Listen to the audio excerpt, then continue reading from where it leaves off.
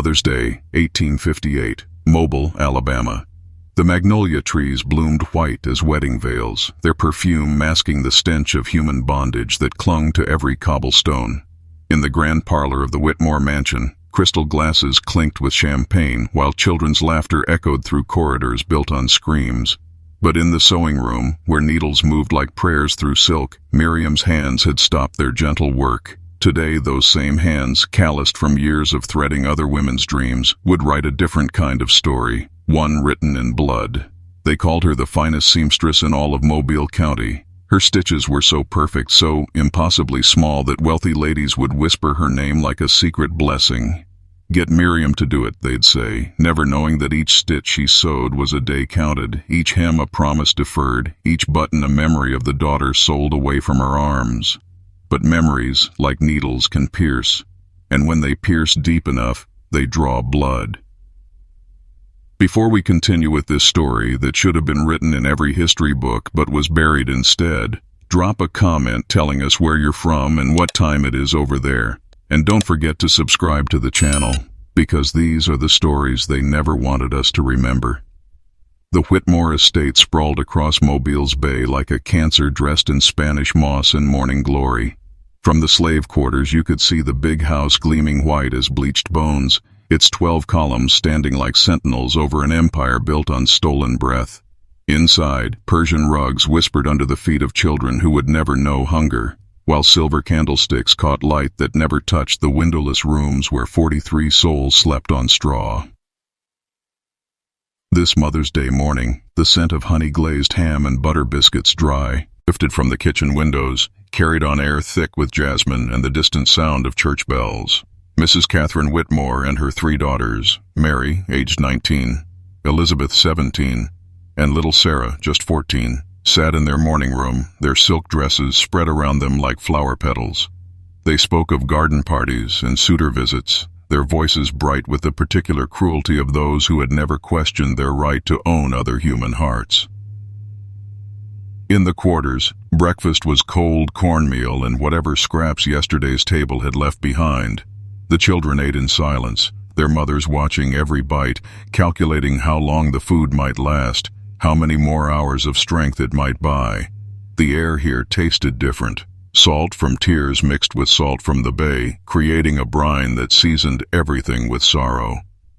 But today, something else seasoned the morning air, something sharp and metallic, like the taste of a blade held too long against the tongue. The mockingbirds that usually filled the magnolias with stolen songs had fallen silent.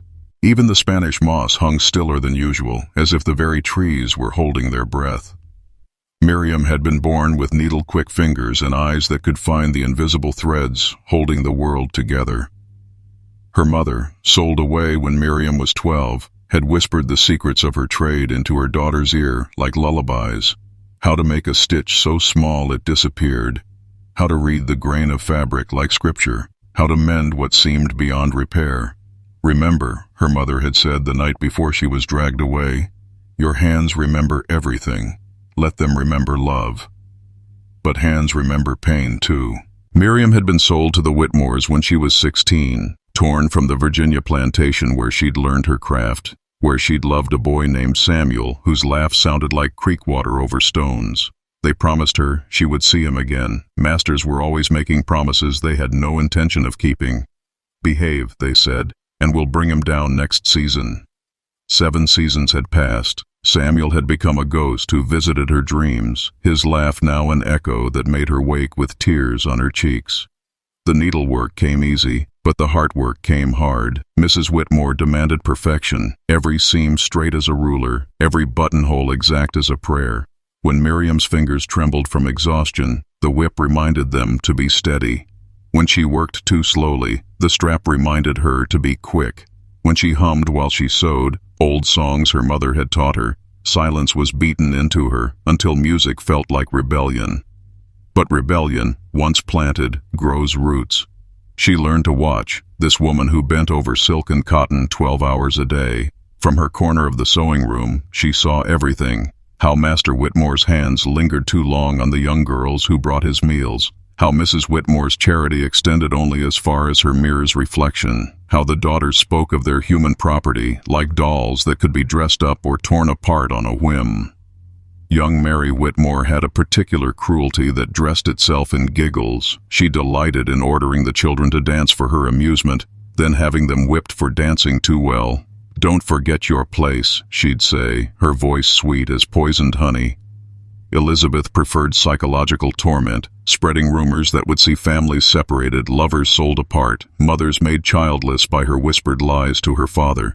And Sarah, youngest but perhaps most vicious, had inherited her family's gift for turning love into weapon. She would promise the enslaved children treats, toys, even letters from sold-away family members, then laugh as their hope curdled into despair. These were the women who owned Miriam's days, who had bought her sorrows and claimed her dreams. But they had never owned her memory, and memory, Miriam had learned, was the sharpest tool in any seamstress's box. The plan grew in her mind like stitches on a sampler, each detail carefully placed, each element building toward a pattern only she could see. Sunday evenings, the family gathered in the parlor for their devotions, reading from a Bible that somehow made slavery holy and suffering righteous. The house servants would be dismissed early, all except whoever was needed to clean the crystal and bank the fires.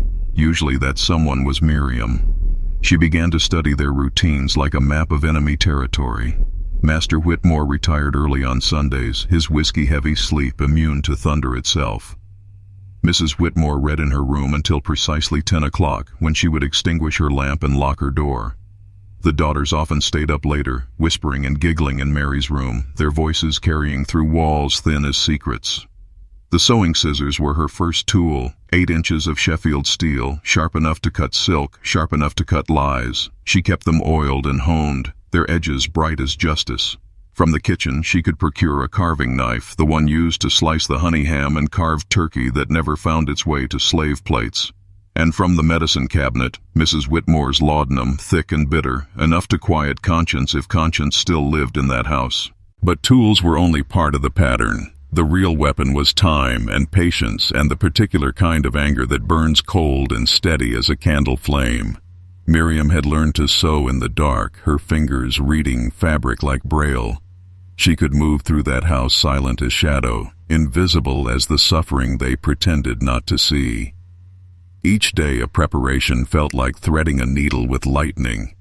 She memorized the creak of every floorboard, the swing of every door. She noted which windows stuck, which locks turned easy, which servants might wake at the sound of breaking glass.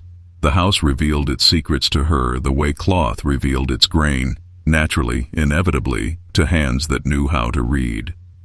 Master Daniel Whitmore, a man who measured his worth in human flesh and cotton bales, who could calculate the market value of a child's tears. He had built his fortune on the auction block and his pleasure on the bodies of women who could not say no. His own house slaves whispered that he had fathered children in the quarters, then sold them downriver before they grew old enough to resemble him. His hands had signed the papers that separated Samuel from Miriam, that had torn mothers from babies, that had made widows of brides.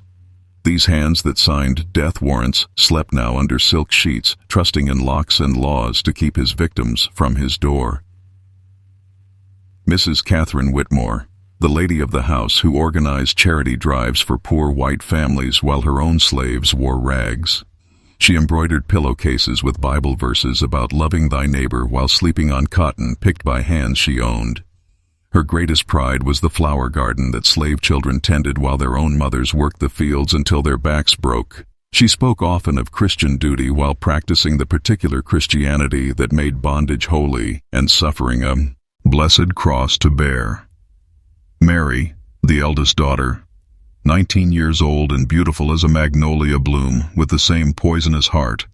She had already received 3 marriage proposals from sons of other plantation families, each suitor drawn by her beauty and her father's wealth. But beauty built on brutality rots from within. She had personally selected which slave children would be sold to pay for her wedding trousseau, choosing the ones whose mothers begged hardest to keep them. Her laughter was music built on screams. Elizabeth, the middle daughter, 17 and sharp as a knife blade, with eyes that found weakness like a hound finds scent. She had mastered the art of manipulation, turning slave against slave with whispered lies and false promises. Her favorite game was to promise one enslaved person their freedom in exchange for betraying another, then laugh as hope turned to ashes.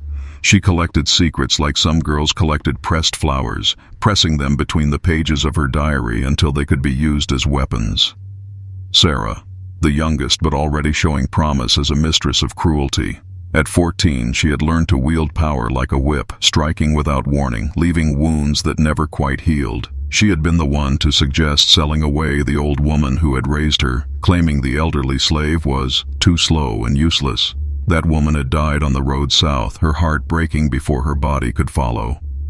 They didn't run. They didn't shout. They didn't beg for mercy they had never shown. When Miriam's shadow fell across their threshold that Mother's Day evening, they simply stared. These demons dressed as gentlemen and ladies, as if seeing their own reflection in still water for the first time. The laudanum had been easy, a few drops in the evening wine, just enough to slow reflexes, to make thought thick as molasses. Miriam had served it herself, her hands steady as stone, her voice soft as silk when she wished them pleasant dreams. "Sleep well," she had whispered, and meant it.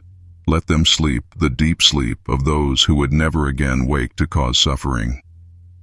Mrs. Whitmore first, in her bedroom lined with mirrors that had reflected only vanity. The carving knife found its mark between ribs that had never ached from labor, piercing a heart that had never broken for another's pain. Her eyes opened wide in the darkness, finally seeing the woman who had sewn her dresses, who had mended her children's clothes, who had stitched her family's life together with threads of blood and sorrow.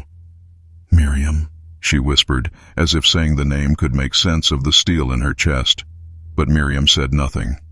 There were no words for this moment, no language for justice delayed 7 years. The daughters came next, their youth no shield against the blade that had been sharpened on generations of their family's cruelty. Mary died with her hands reaching for a bell pull that would never ring, Elizabeth with her mouth open on a scream that would never sound, Sarah with tears on her cheeks, the first honest tears she had ever shed. The scissors found their throats like they had found 1,000 seams, opening them neat as hemlines, precise as buttonholes.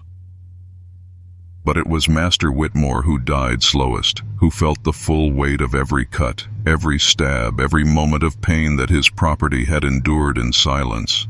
Miriam woke him gently, as she had been taught to wake her betters, soft voice, softer touch. "Master," she whispered, and when his eyes opened, she let him see the knife, let him understand what was coming. "Please," he whispered, this man who had never granted a please in his life. "Mercy." "Mercy," Miriam repeated, tasting the word like wine. "Yes, this is mercy, the mercy you taught me." And the blade found him again and again, writing in red ink across white skin the story of every slave he had owned, every family he had broken, every life he had bought and sold and thrown away. When it was finished, when justice had been served with the precision of a master seamstress, Miriam sat in the parlor among the bodies of her oppressors. The blood looked black in the candlelight, spreading across Persian rugs like spilled wine at a cursed feast. She felt empty and full at the same time, empty of rage, full of something that might have been peace. The discovery came with the morning light. The cook, arriving early to prepare breakfast, found the front door standing open like a mouth frozen in a scream. Her own scream brought the neighbors running, brought the sheriff, brought the dawning realization that the impossible had happened. Property had risen against its owners, and justice had walked through locked doors like an angel of death. They found Miriam in the sewing room, calmly mending a torn dress, her hands steady as they had always been. Blood still dark under her fingernails, she looked up at the sheriff with eyes clear as glass. "I'm finished," she said simply, setting down her needle. "The work is done." The trial was swift, the verdict certain. In a courtroom packed with white faces twisted by fear and fury, Miriam stood straight as a pine tree, her dignity intact as her stitches. They asked her why. They demanded to know how a faithful servant could commit such unprovoked brutality. The prosecutor called her an animal, a savage, a cautionary tale of what happened when slavery's gentle hand was lifted too lightly. But Miriam's lawyer, a young man from Boston whose conscience burned brighter than his sense, asked the questions that mattered. What violence was done to her? What families were torn apart? What promises were broken? What mercy was shown? The courtroom fell silent as a grave when the full extent of the Whitmore family's cruelty was laid bare, slave after slave testifying to horrors that made the morning's discovery seem like natural justice. In the end, it didn't matter. Law was law, and property that killed its owners could expect only one sentence. But when the judge asked if she had any final words, Miriam stood tall as a queen. "They taught me everything I know," she said, her voice carrying to every corner of the courtroom. "How to cut, how to sew, how to mend what was broken. They taught me that some people don't deserve to live. I was a good student." The hanging tree stood in the town square, its branches thick with Spanish moss that looked like funeral shrouds in the morning mist. They came to watch, hundreds of them, white faces eager for the spectacle of justice served. But when Miriam walked to the gallows, her head high and her step steady, something unexpected happened. From the crowd of slaves forced to witness, voices began to rise. Not screams or wails, but song, deep and low and old as sorrow itself. "Swing low, sweet chariot, coming for to carry me home." The rope snapped her neck clean, but it could not snap the song that rose from enslaved throats like smoke from a fire that would never be extinguished. Her body swayed in the morning breeze, but her story had already taken root in whispers behind kitchen stoves, in lullabies sung to children in quarters, in the careful way seamstresses everywhere began to hold their needles, not just as tools but as possibilities. They buried her in the potter's field, unmarked and unmourned by official history, but in the quarters, they spoke her name like a prayer. Mothers told their daughters about the woman who had sewn justice with silver thread, who had cut truth from cloth of lies, who had mended what slavery had torn apart. They called her the hand of the ancestors, the needle of justice, the seamstress of retribution.